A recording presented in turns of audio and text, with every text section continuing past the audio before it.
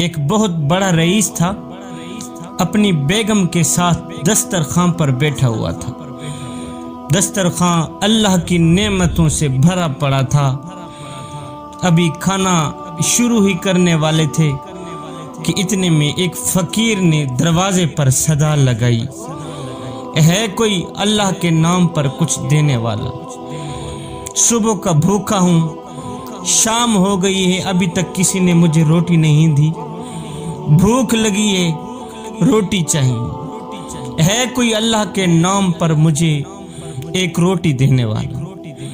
اس شخص نے اپنی بیوی کو حکم دیا کہ سارا دسترخوان اٹھا کر اس فقیر کی جھولی میں ڈال دو۔ دسترخوان کے اوپر جتنے بھی کھانے لگے پڑے ہیں سارے کے سارے اٹھا کر اس فقیر کی جھولی میں ڈال دو۔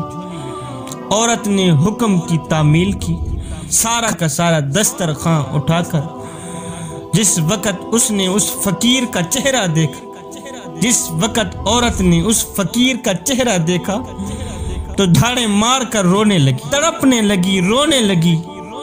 رونے والی عورت کے شوہر نے اس سے پوچھا کہ کیا ہوا؟ تو فقیر کو خیرات دینے کے لیے گئی تھی، واپس آئی ہے، روتی کیوں آئی؟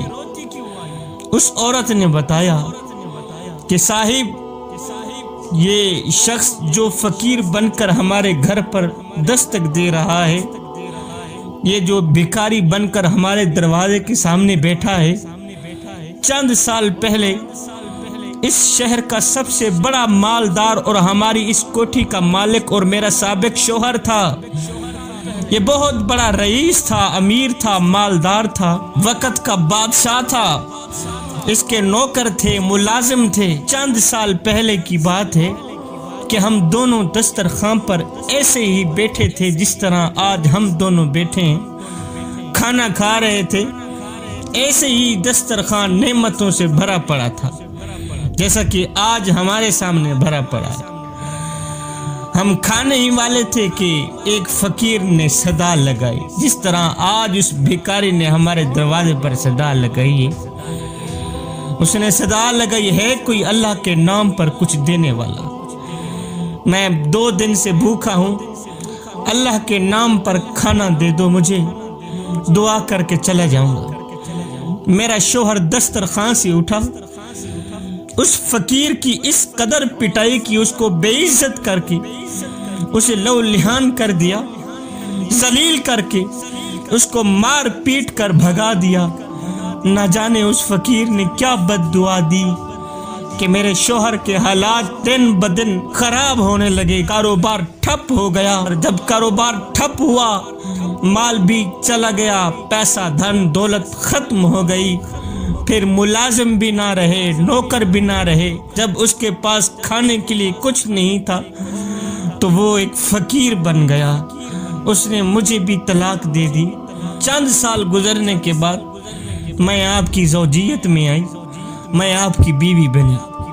شوہر بیوی کی یہ باتیں سن کر چیخ پڑا، بیوی کی یہ داستان سن کر تڑپ گیا، رو کر کہنے لگا، اے میری شریک حیات، کیا میں آپ کو اس سے زیادہ تعجب والی بات نہ سناؤں؟ شریک حیات نے کہا، میرے سرتاج ضرور بتائیں۔ کہنے لگا، جس فقیر کی آپ کے سابق شوہر نے پٹائی کی تھی وہ کوئی دوسرا نہیں تھا بلکہ وہ فقیر میں ہی تھا۔ اللہ اکبر۔ اس شخص نے، اس ظالم نے مجھے ذلیل کر کے، مجھے دھکے دے کر مجھے مارا، پٹائی کی، مجھے لہو لہان کر دیا۔ اے میری شریک حیات، وہ کوئی اور نہیں تھا، وہ فقیر میں ہی تھا۔ بے شک ظالم اور متکبر کو فلاح نہیں دیتا میرا اللہ۔ جو لوگ غریبوں اور ناداروں پر ظلم کرتے ہیں، دھتکارتے ہیں، ایک دن خود اللہ کی مشیت انہیں اس مقام پر لا کھڑا کر دیتی ہے۔ دنیا ان کو ٹھوکریں مارتی ہیں۔ پھر کہنے کا مطلب یہ ہے، صاحب کسی کی مدد کر اس سے پہلے کہ تیری مدد کی جائے، کسی پر رحم کر اس سے پہلے کہ تیرے پر رحم کیا جائے، کسی کو عزت دے اس سے پہلے کہ اللہ تعالیٰ تجھے عزتوں سے نوازے۔